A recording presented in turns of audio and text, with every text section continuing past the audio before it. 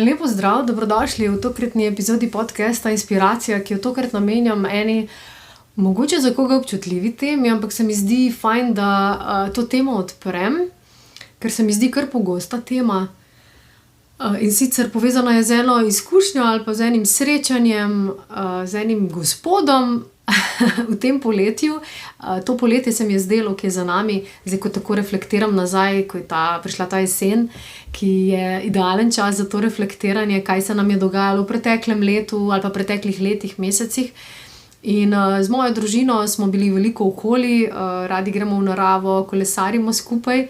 In tudi to poletje je bilo tako, se mi zdi, da smo imeli res en tak družabno poletje, veliko stikov. In temu primerno tudi veliko spoznanj, pogledov in tako naprej. No, in en tak stik mi je bil izredno zanimiv. In sicer bilo je poletje, da vam povem, kakšna je bila situacija, da si predstavljate, zakaj gre. Bil je en lep poletni dan, z družino smo šli skupaj malo kolesariti in ponavadi imamo to navado, da se vmes ustavimo, da kaj pomalicamo. Moja punčka se rada usede na klopco in pač pomalica tisto, kar mami pripravi. No, tokrat je grizljala, mislim, da je bila breskvica, tako lepo. In zraven je sedel tudi en gospod, starejši gospod, in ko jo je videl, je seveda komentiral, no, kakšna luštna punčka, taka mala lepa igračka. In sem rekla, ja, igračka, ampak tudi odgovornost, ne. Ne vem, zakaj sem želela to izpostaviti, ampak dostikrat dobim malo kocin, ko mi kdo reče ta igračka, ne, ker otrok je vse dosti več kot samo to. Pa vendar, ni bilo toliko sporen ta stavek, kot potem vse naprej. Skratka, debata se je seveda razvila naprej. In nadaljevalo se je s tem, ali bova z možem imela še kakšnega otroka. Naj na tem mestu povem, da je to sicer čisto zasebna stvar, ne, pri vsakem posamezniku, pa vendar, ko je ravno to omenil, sva se modro spogledala in rekla, ja, zaenkrat je eden čisto dovolj. Malo je skomignil z rameni in seveda takoj komentiral, eden pa res ni dovolj, eden ni nobeden, saj veste, tudi ocena 1 v šoli je najslabša ocena. Otroke morate imeti vsaj 2 ali pa najmanj 3, da stvari štimajo v življenju, da potem nisi sam na starost. Tudi jaz imam brate in sestre, sicer smo vsi skregani, ampak jih vsaj imam. Tako da, ja, no, prva moja misel je bila, verjamete ali pa ne, kako lepo mislim na vas. To bo odlična tema za podcast, sem si mislila v tistem trenutku. Je pa seveda v meni, vedno mi je vsaka taka stvar, ki mi pritisne na milijon gumbov v mojem telesu, v moji psihi, idealna stvar za kakšno temo podcasta, tako da evo, to je bila ena taka stvar, ena taka situacija. Zakaj? Zato, ker v tem stavku in po tem pogovoru, ki je še sledil, je bilo ogromno enih naukov, ogromno enih stvari za reflektirati. Predvsem mi je bilo zanimivo v prvi vrsti ta primerjava, ocena. Kako smo v bistvu stlačeni v ta sistem, da res verjamemo, da je vse ena sama številka. Ocena, ne. En otrok ni dovolj. Od kje te neumnosti, se sprašujem. Tisti, ki ste starši, dobro veste, kako težko je vzgajati otroke danes. Pa nočem zdaj delovati, da je starševstvo nekaj strašno težkega in da ni nobene lepote v tem. Seveda je, tisti, ki ste starši, veste, kaj ta dvojnost pomeni. Ampak v današnji družbi biti res moder starš, biti prisoten starš, biti zavesten starš, ni vedno lahko. In jaz sem bila vedno mnenja raje kvaliteta kot kvantiteta. Ampak naj tukaj prosim vse tiste, ki boste mogoče, ki imate več otrok, da ne boste takoj skočili v zrak. Jaz absolutno cenim, spoštujem vse mame, ki se odločate za kolikor število otrok, kolikor si same želite, kolikor čutite, da ste sposobne, zmožne tudi vzgajati in podpirati. In verjamem, da tudi število ni toliko pomembno, kot je pomembno to, koliko ste predane, koliko srčnosti vlagate v otroke oziroma v samo vzgojo ali pa če rečem usmerjanje otrok v tem življenju, vaših otrok. Tako da tukaj ne gre za številko. Mi je pa smešno, no, da tudi ko je Gospod izjavil, da ne spoštuje tega, ne, če nima ženska več kot, ali pa družina več kot enega otroka. In na neki ravni me je malo tole, bom rekla, ta izjava kar zabolela oziroma zaskrbela. Konec koncev ženske smo ali pa družine so v različnih položajih, v različnih okoliščinah, v različnih zgodbah.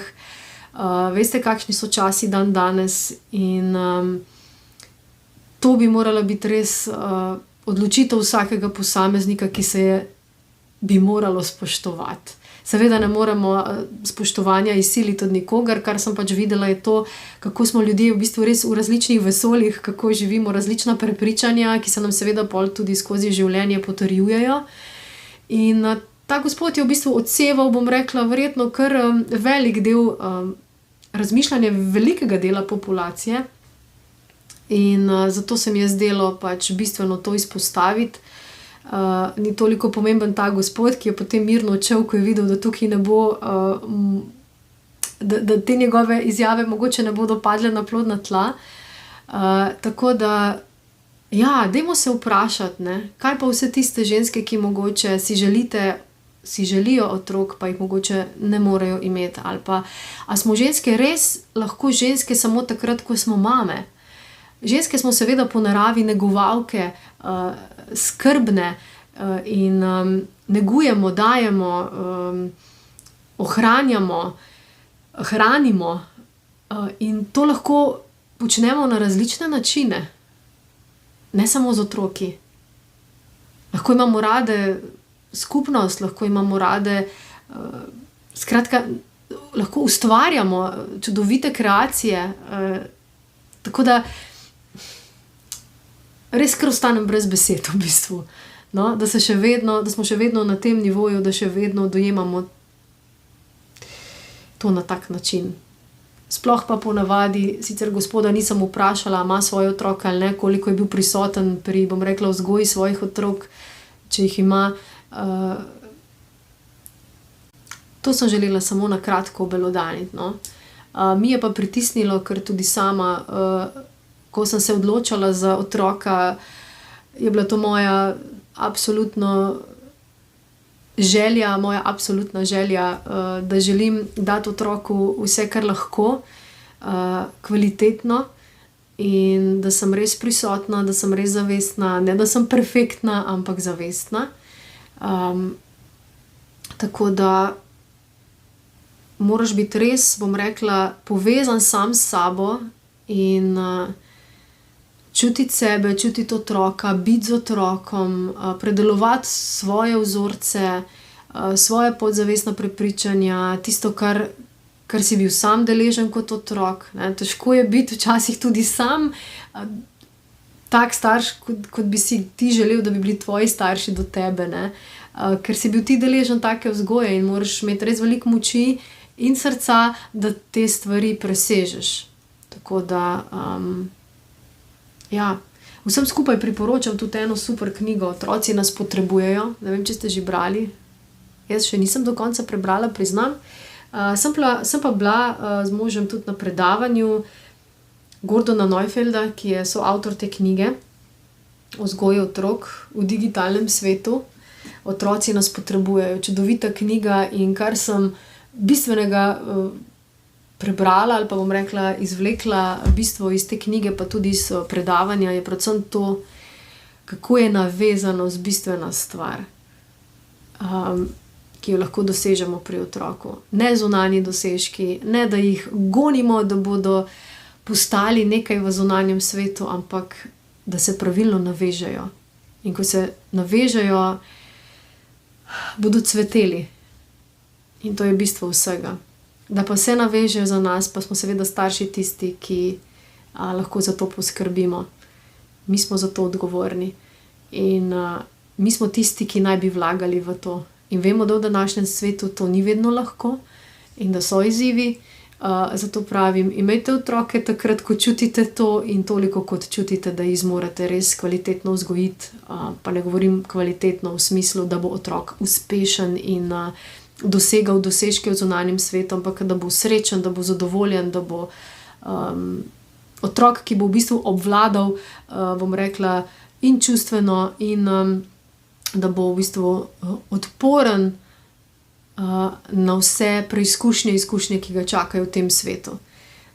Tako da jaz sicer mogoče tukaj še malo teoretiziram, ne vem še kaj vse me čaka, ampak definitivno vem, da se trudim, da bi vzpostavila to pravo navezanost s svojim lastnim otrokom in mu posvečam veliko svojega časa, veliko svojega srca in verjamem, da to počnete tudi vi. Tako da take izjave, ki jih mogoče srečujete od neznancev, znancev, staršev mogoče, kogarkoli, ne jemati osebno. Sprejmite, da pač vsak ima svoje prepričanja in da jih tudi potem živi in tudi vi imate lahko svoje prepričanja in jih sami živite. Tako da hvala, ker ste prisluhnili tej kratki epizodi. In mogoče bo ta tema odprla še kakšno dodatno temo, pišite kaj, pokomentirajte kaj in se vidimo v naslednji epizodi.